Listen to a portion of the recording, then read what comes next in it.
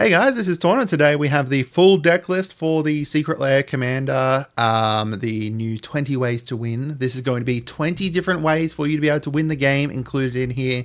You know, some of them are just deal damage and kill people with that, or a whole bunch of other things that I am interested in, and in theory I think the deck's pretty cool. But first of all, I'm going to show you the new arts, because you know, with every Secret Lair there is some new arts in here. So we've got Goshintai as the face commander, basically only there because they get enchantments back from the graveyard to the battlefield.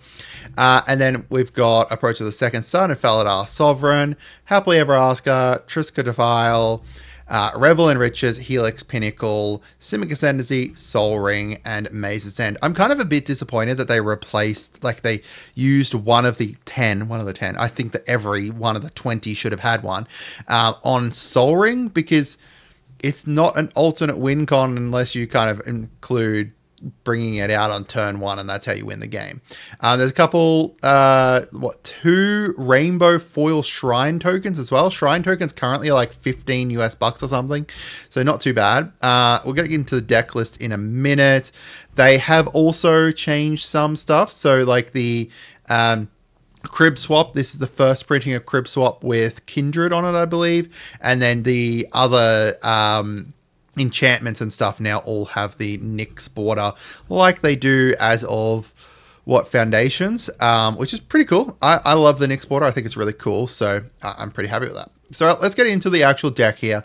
And one thing that you're going to be quickly see, in my opinion, and I don't know how it's going to play in person, but in my opinion, it's just 20 ways to win all put into one deck. And don't get me wrong, there is going to be times that this deck is going to pop off and you're going to get all of your awesome stuff off and you're going to get one of the win cons going, and then there's other times where I think you're going to struggle a lot. So Goshintai, as I said, is the face commander here, with the ability to return those enchantments from your graveyard straight to the battlefield by paying one of each color. I guess they wanted a 5-color commander, and this is one of the best options, I guess. Like if you were going enchantments, I guess like most of the win cons are enchantments, or at least heavily tied to enchantments. Our artifacts down here, our first alternate win con here is Halo Fountain, with the ability to untap creatures you control to win the game.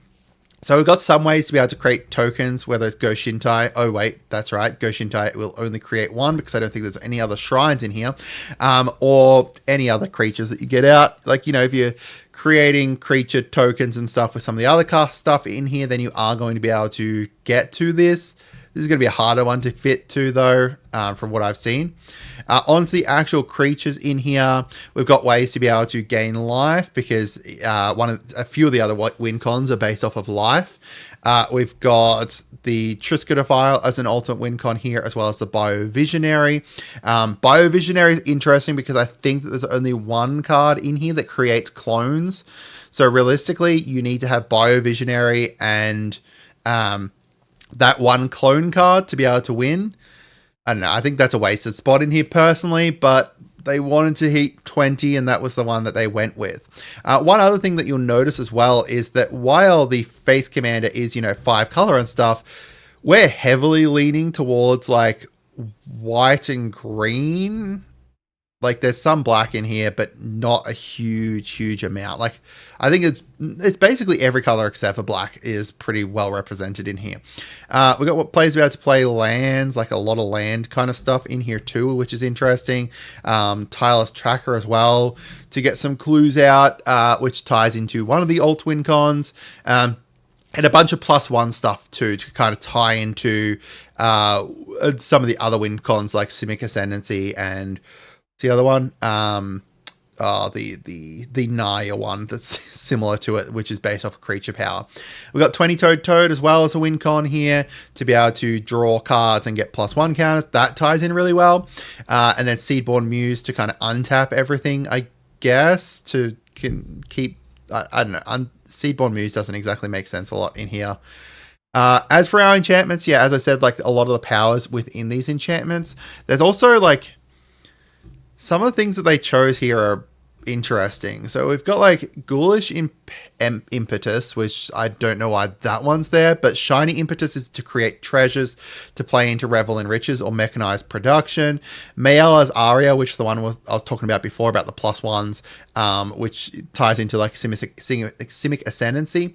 So I think that, like, you know, there is a bunch of nice cards within here that kind of tie in together because their win cons tie in together. So like Simic Ascendancy, Mayala's Aria, and I probably butchered that name, 20-Toed Toad, they all tie in together as like 3 win cons that all tie together, right? And then we've got, like, you know, Faladar Sovereign ties in with the...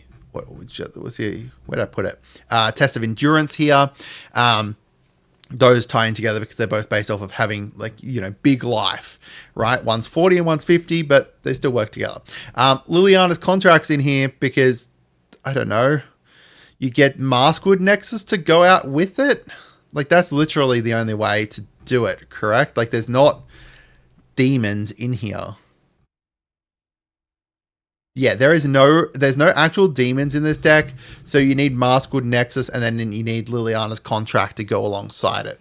Again, I think that's one that's in here just more for the meme than actually being useful. I think if you cut this down to, say, 15 win cons even, that would just be a lot better, but that's kind of just my opinion there.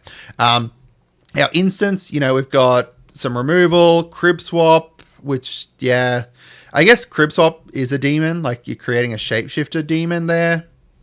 Not too bad. I guess that could also... No, it can't be a shrine. Yeah. There's no shrines in here besides Shin Gontai as the commander there. Or Ginshantai. Wow, I butchered that name there. Ginshantai, right? Yeah, Ginshintai. So, like, there's only... This is... Yeah, he's the only shrine in here, so you're only going to get 1 token from him. Clever Concealment, really nice way to be able to protect yourself, though. Sphinx Revelations, great, works into the win cons. Drown in Dreams works into the win cons. You know, yeah. You know, we've got our lands in here as well. They went heavily into the gates. So I've got a lot of the gates. I can see at least, you know, one.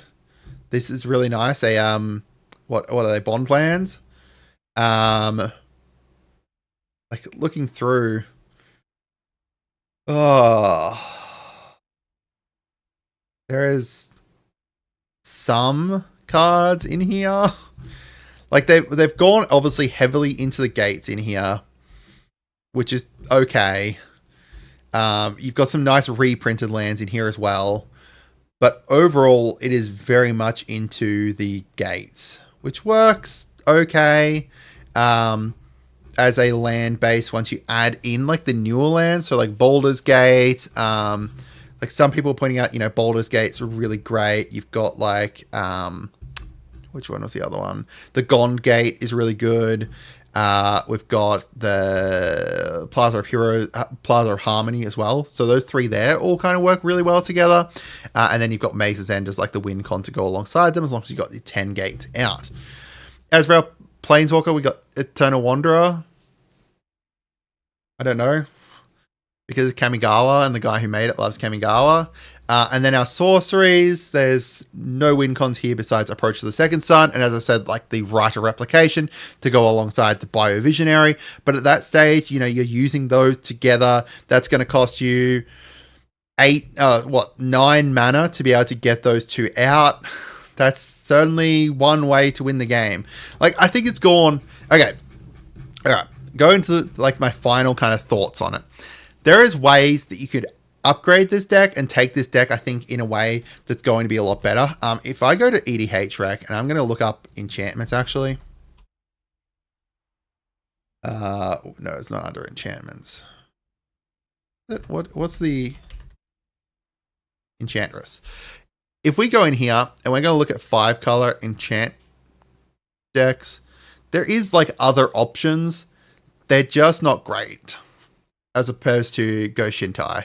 Like, if we went with, say, the Prismatic Bridge, actually, that wouldn't be too bad. I wouldn't mind the Prismatic Bridge as the commander here.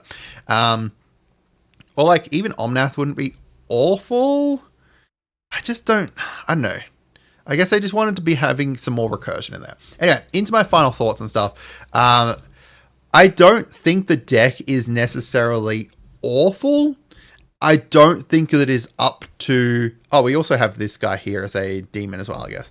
I don't think it is up to the stage of being like above a Precon level of power.